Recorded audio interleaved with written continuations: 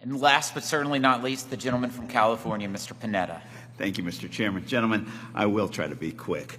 Obviously, starting with the CARES Act, Congress acted with speed and bipartisanship to help people who lost their livelihoods, who lost money, who lost their jobs. We provided billions for unemployment insurance that worked, that helped people, that actually prevented hardship for millions, including in my district, the 19th Congressional in California. Now, unfortunately, as we've heard over and over, and as we know well, there was fraud. And as a former prosecutor, I'm well aware of people who try to pull one over on the federal government and on the government. And yes, we should hold them accountable to the fullest extent of the law, as we've been hearing throughout today's hearing.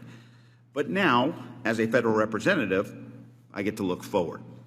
And basically, we get to create laws or provide funding to help eliminate, to help prevent fraud. That's why, through the American Rescue Plan, we in Congress provided that type of significant funding for oversight and improvements for our unemployment insurance systems. Now, Mr. Horowitz, earlier, I think you mentioned, that's exactly what we're doing and have been doing right now. And so my question to you is, did that funding help crack down on fraud during the pandemic? And will it help states in the future protect from fraud? So the funding did help states make a start in this effort. I think there's more that needs to be done, as GAO has reported on and DOL-OIG has reported on. But the extent to which you modernize and improve the systems, you not only reduce the rate of fraud, but you improve the benefit. You improve the delivery of benefits that people are entitled to get the benefits. Do you have any examples of states that are modernizing with this funding their unemployment systems, and are there any lessons learned looking at any particular states? There are multiple states actually that are moving forward, so I'm not going to single any out, but they're working through their national association to do that. And I would say the key movement forward is modernizing their systems and taking steps to do identity verification. So there's a variety of tools being tested among the states, but that to me, from what I've seen so far, not just, by the way, with unemployment insurance, with SBA as well, and other federal programs, the need to put in place identity verification. Understood.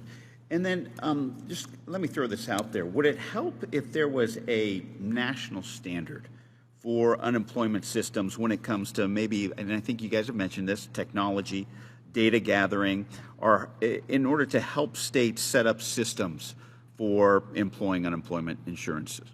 I think that is an excellent question, Congressman, and a key question for Congress. And because we have largely built a unemployment insurance system that's managed effectively at the state level, 54 entities, the 50 states, D.C., and territories.